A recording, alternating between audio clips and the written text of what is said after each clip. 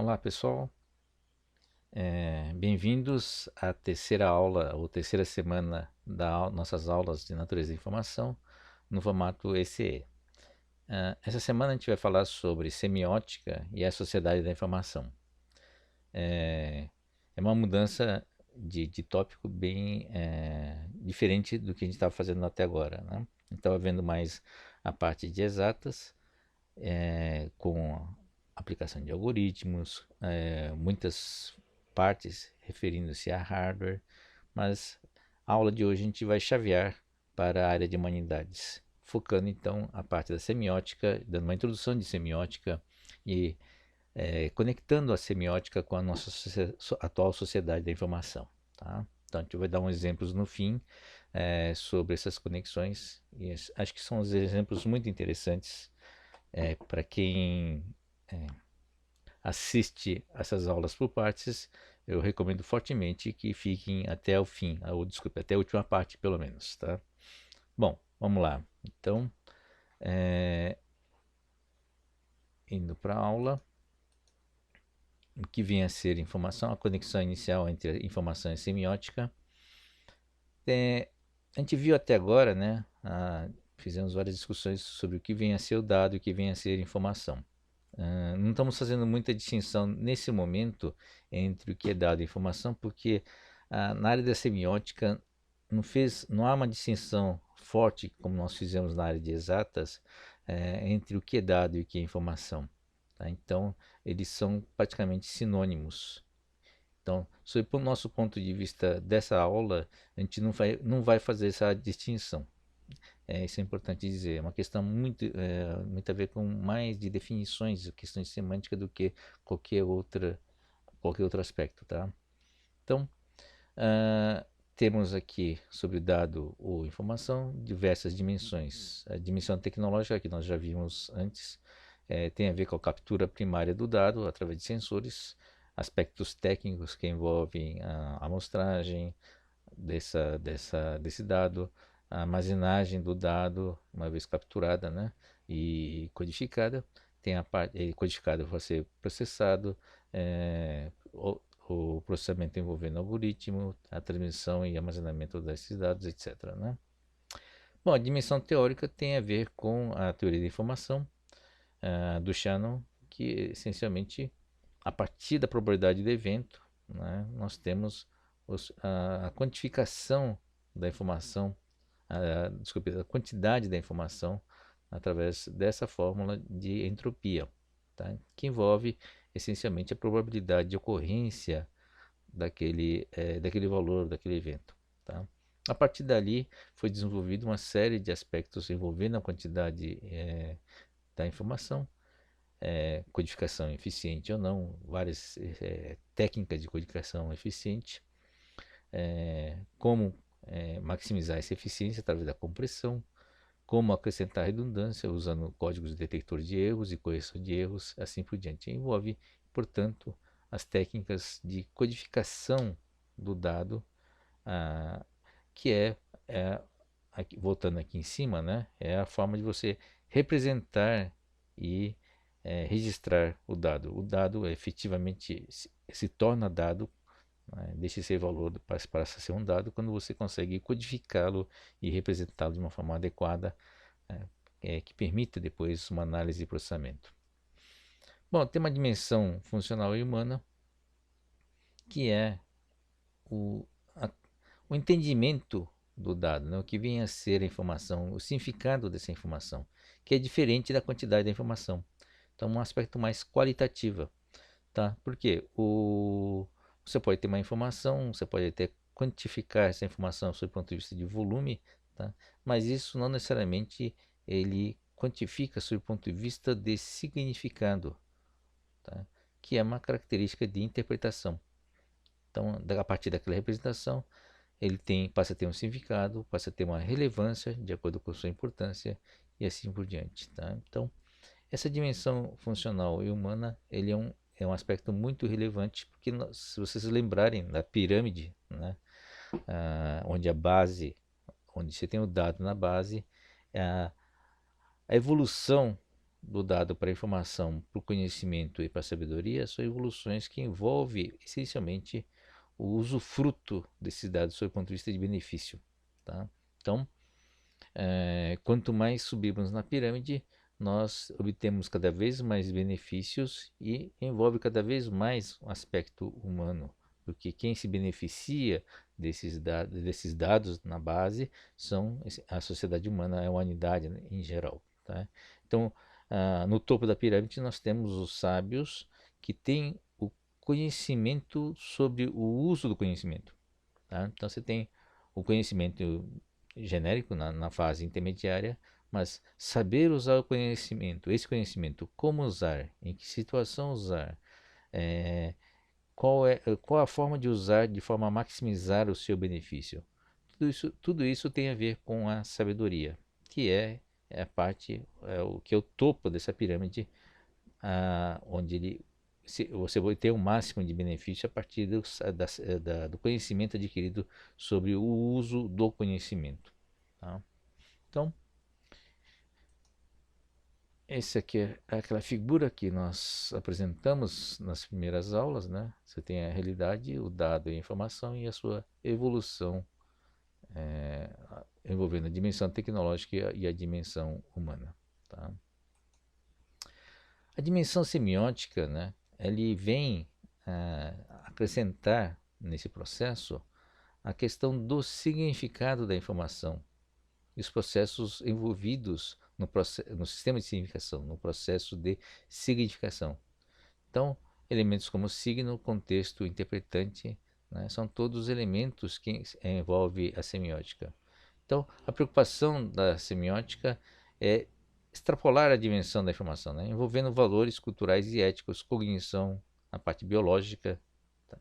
Porque não é só a cognição, não só a cognição, né? A parte de compreensão da informação envolve aspectos biológicos que extrapolam o ser humano, tá? Então, a gente vai ver, inclusive, na parte final, a zoossemiótica, né? Os, os animais são seres, são capacidades cognitivas, são seres com capazes de desenvolver processos semióticos? Essa é uma questão que está em aberto ainda, né? Que a gente vai poder apresentar um pouco na parte final, tá? Ah, essencialmente, essa área de semiótica é uma área da filosofia, da área de ciências humanas, tá?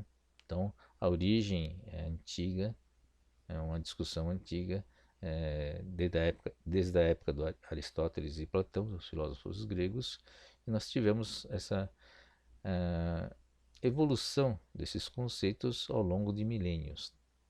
Então, vamos ver algumas contribuições importantes, principalmente ah, um personagem relevante, principalmente para o nosso estudo, que a gente vai concentrar assim, em cima da visão desse filósofo, né, que é o Charles Peirce. Tá? A gente vai ver mais à frente. Mas recentemente, né, nós temos alguns conceitos envolvendo a computação, que é o Cyber Semiotics. A área interdisciplinar entre a semiótica e a teoria de sistemas, incluindo a teoria da informação. Tá?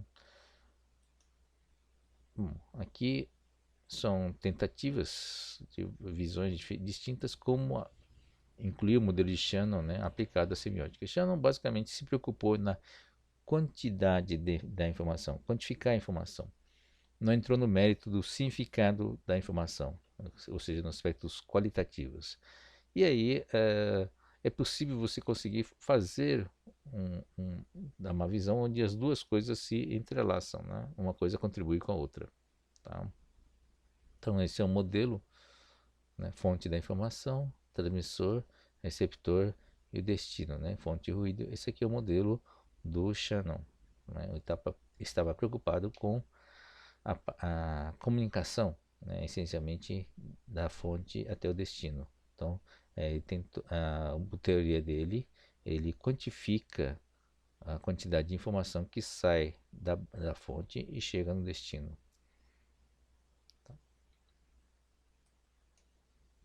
na teoria da informação, né? Então, o que importa não é saber o que diz uma mensagem, mas sim quantas dúvidas ou incerteza ela elimina. Tá? Então, é por isso que é probabilístico. Ele é um medidor de quantidade de informação sob a ótica de ocorrência ou de eliminação das incertezas. Então, uma medida de a coisa da informação é uma medida de matemática do grau de aleatoriedade de um evento e não reflete o conteúdo desse evento, né? Bom, isso é só para reforçar. Visão semiótica e a visão informacional, essa é uma outra forma de se encarar, tá? Então, você tem diferenças aqui, né? A hierarquia das ciências e artes, hierarquia meio forçada, né? Eu diria, tá?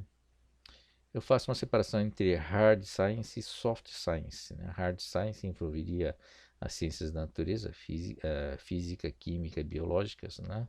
Tá? E as ciências sociais, tá? Que envolvem humanidades, aspectos psicológicos, por exemplo, seria o soft science. Não se trata de discriminação, hein, gente? Ambos são ciências, tá? Só que ah, a parte da ciência da natureza ele envolve coisas mais, digamos, mais experimentais, né? Exige uma robustez porque envolve princípios da natureza muito rigorosos, né? Enquanto que ah, o soft science, ou ciências mais ligadas à humanidade, são ciências que têm um foco em sistemas, enfoque em relações e interconexões, que são um outro nível de discussão, outro tipo de ferramentas que são utilizadas, tá? E a partir de comunicação, né, na visão de comunicação, ele faz essa distinção, tá? Com a visão informacional de Shannon, que é quantitativa, né, tem uma quantidade de informação, reduzindo-se gradativamente sua influência, enquanto que na área de humanidade prevalece a visão semiótica, tá? E vai perdendo a influência mais perto das ciências da física, né, propriamente dita. Agora, qual a importância da semiótica, né, para a sociedade da informação? Tá? São problemas. Vamos dar um exemplo mais prático, tá? Então, problemas práticos nas quais a questão do significado se torna importante para a representação, tá? Ou para o processamento da informação. Então, são dois elementos importantes: representação, que é a codificação, tá? A codificação, basicamente, a gente se preocupa não só com a eficiência, né, maximizar a quantidade de informação nos códigos, como vimos antes, né, através da compressão, mas a gente se preocupa também com como vai ser utilizado, né? O uso determina a forma de codificar também. Assim, se você vai codificar texto, você vai tentar usar, por exemplo, o código da tabela ASCII e I. Por quê? Porque isso facilita a leitura, com a codificação e decodificação, e facilita, portanto, o uso para pessoas que vão ler o texto. Tá? Então, o usuário desse código, dessa representação desse código, tem um acesso mais fácil e rápido, né, se você utilizar uma codificação padronizada como ASCII e I. Tá? Então, o uso, ou seja, o processamento da informação, determina muitas vezes a forma de você codificar esse dado, né, essa informação primária. Tá? Então, os problemas práticos que não é uma questão só de codificação, de representação e processamento, envolve a questão do significado, quer dizer, o significado é relevante para o seu problema prático. Tá? Então, alguns exemplos computacionais, né, envolvem significado, que é tradução automática, conversão de texto para voz, também através de sistemas computacionais, concepção de interfaces humano-computador, ou seja, interface com o usuário, que tem que considerar aspectos psicológicos, né, as características psicológicas do usuário, para poder utilizar, né, para ter uma interface efetiva. Tá? Então, tudo isso são coisas recentes das cyber semiotics, tá? Onde a questão do significado se torna relevante para o uso eficiente né, desses sistemas. Aqui está também uma coisa chamada sistemas ubíquos. Sistemas ubíquos são sistemas onde você tem a parte computacional pervasiva, quer dizer, ou seja, está dentro do seu ambiente e ele interage, o ser humano interage com esses sistemas computacionais de uma forma ubíqua, ou seja, uma forma sem se preocupar em aprender a usar, é uma forma mais intuitiva. Então, se torna parte do seu dia a dia. Então, esses sistemas, no fundo, é uma simbiose entre a parte computacional e a parte humana, a gente chama de sistemas ubíquos. Tá? Bom, no caso da tradução automática, tá? Então, a ideia é ter um dispositivo capaz de captar a informação de uma fonte e representá-la numa língua intermediária, tá? Abstrata, tá? Criada artificialmente, e depois para poder, a partir dessa língua intermediária aqui, passar para a segunda língua. Tá? Então, em princípio, a ideia é pegar todas as línguas e traduzir primeiro para uma língua intermediária, para depois transformar para a segunda língua. E assim, dessa forma, você teria uma ferramenta genérica, né, capaz de traduzir de uma língua para outra, independente da sua combinação de entradas e saídas. Tá? Então, o bloco intermediário, né, que é essa interlíngua, deve decompor a mensagem em seus constituintes básicos, segundo uma análise sintática, semântica e contextual ou pragmática do texto. Tá? Então, esse elemento aqui, ele é um processamento semiótico. Tá? Mas dependendo do texto, né, o dispositivo leitor deve identificar os temas de significado que está sendo utilizado. Isso não é uma coisa muito trivial, tá? Então nós temos vários sistemas, mesmo num texto relativamente simples. Bom, o exemplo está aqui, tá? Então você está misturando uma linguagem natural com uma linguagem matemática, tá? A, a frase diz: Pitágoras nunca escreveu x ao quadrado mais y ao quadrado que é igual a z ao quadrado. Isso aqui é o teorema de Pitágoras, né? A gente conhece como teorema de Pitágoras. Esses são os catetos, isso aqui é a hipotenusa, tá bom? Outros aspectos relevantes, né? Que contém elementos de eh, destaque, né? Na determinada frase, e o uso da entonação de voz, né? Que depende muito de aspectos psicológicos, culturais e sociais, tá? Então, aspectos culturais e sociais são relevantes também no uso da entonação.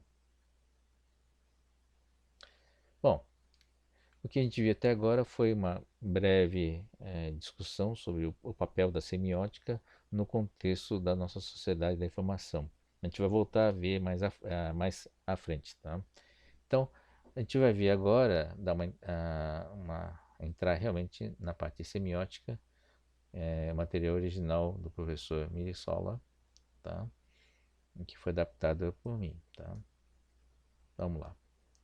E começamos com o que é semiótica. Então, tem uma raiz grega, basicamente uma área, né, onde se trabalha a interpretação dos signos, segundo a nomenclatura, tá? Mas a definição é mais abrangente, envolve, tem vários nomes aqui, né? Várias definições. Ciência dos signos e dos processos de significação, semiose, né, na natureza e na cultura. É a ciência que tem por objetivo, tem como objeto de investigação todas as linguagens possíveis. Tá? É que existe dentro da semiótica um ramo que é focado somente na parte de linguagens, na parte de linguagem escrita e falada, né? Quer dizer, na parte de uso das palavras.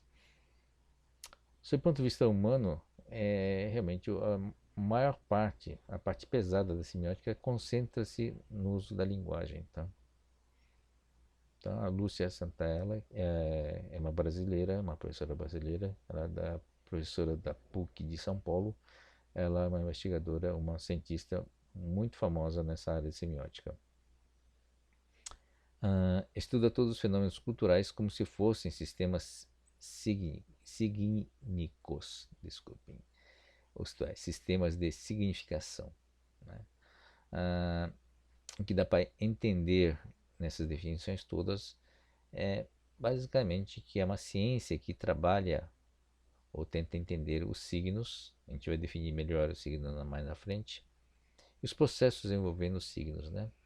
Independente se é na natureza, se é na cultura, ou se é envolvendo as pessoas, ou envolvendo a linguagem também. Tá? Continuando as definições, linguagem verbal, na linguística, estética, nas artes, da vida, na biologia, dos números, assim por diante. Você vê que essas definições, vejam que essas definições são muito mais abrangentes. Né? Estudo de como o objeto é entendido pelo receptor, considerando seu contexto social e natural. Tá? Então, isso já é um, um processo, né? É uma descrição praticamente da semiótica como sendo um processo de absorção, de entendimento. A gente vai ver que é muito mais, um pouquinho mais que isso. Não está focado somente no objeto, né? Está focado também nos símbolos utilizados também. Bom, Homo sapiens, uma definição de Homo sapiens como animal semiótico, que é o que caracteriza, o que nos caracteriza realmente é essa capacidade de absorver símbolos, ou trabalhar símbolos, capaz não somente de usar os signos, mas também de refletir sobre os sinais empregando os signos. Tá?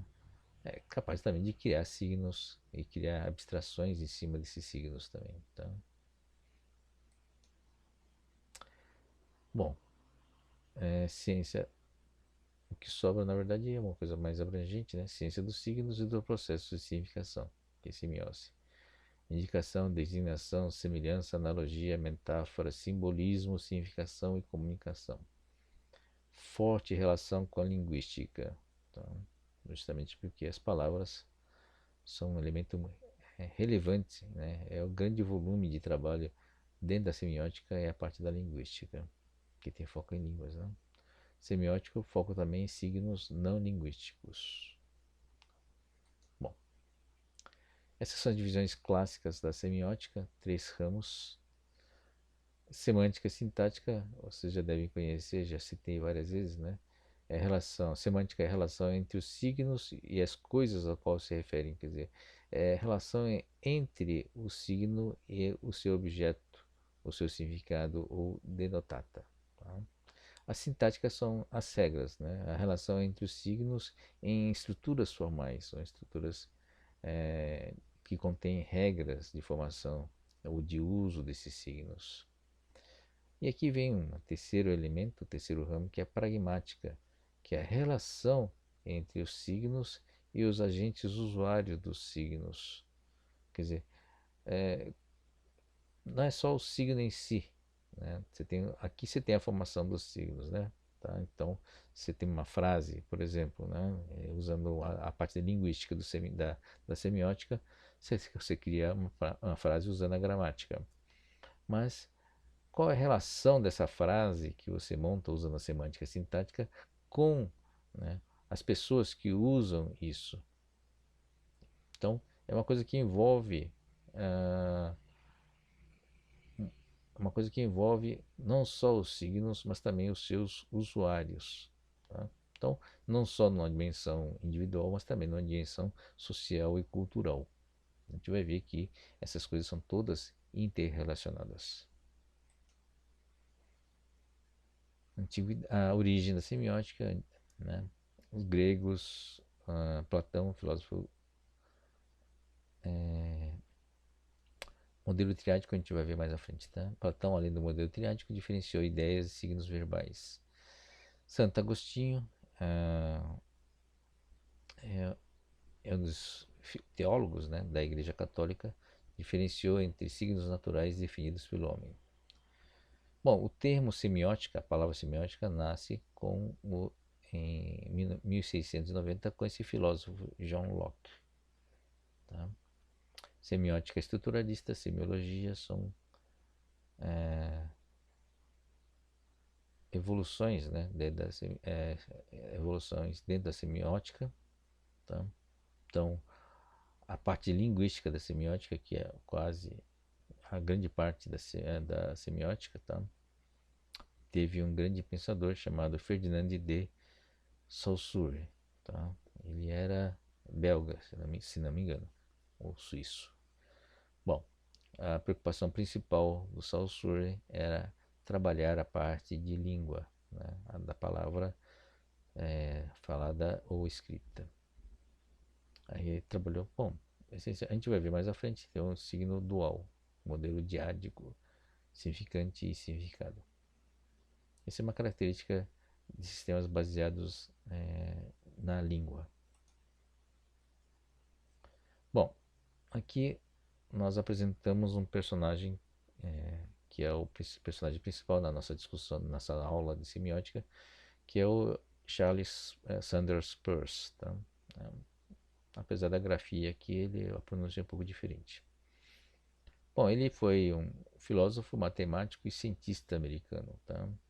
É, talvez muito mais fortemente matemático. Ele mesmo se definia como lógico, que era entre filósofo e matemático. Tá?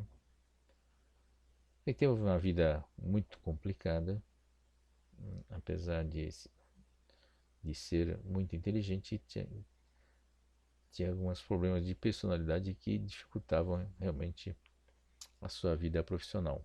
Tá? Então, é um pouco de histórico rapidamente. O pai dele era matemático também e era professor de Harvard. E durante a vida inteira dele tentou ser professor da Harvard e não conseguiu. Tá? E tinha um cara dentro da Harvard que era contemporâneo dele que simplesmente não gostava dele e barrou todas as tentativas que ele teve, né, de é, entrar na Harvard, quer dizer, como professor ou como pesquisador da Harvard. Tá? Então, o que aconteceu? Ele teve grandes dificuldades financeiras, né, ao longo da vida.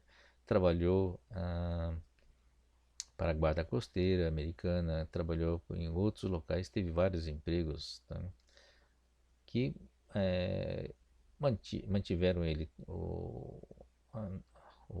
a- financeiramente, mas dificultavam, né, o que ele se concentrasse de uma forma em tempo integral nos seus trabalhos, né, de filosofia e matemática, tá? Então, os trabalhos dele foi reconhecido bem mais tarde, após o seu falecimento, e tem até hoje muitos manuscritos ainda não publicados. Então, o que acontece? Ele produzia muito também, né? Escrevia bastante.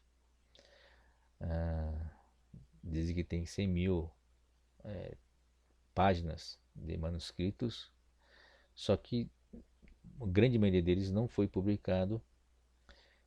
Como ele tinha dificuldades econômicas, né, então ele pegava e começava um assunto numa página, depois, anos depois, eh, fazia outros escritos no verso das folhas, dificultando muito a organização das ideias e do trabalho dele. Tá? Então, é um processo demorado.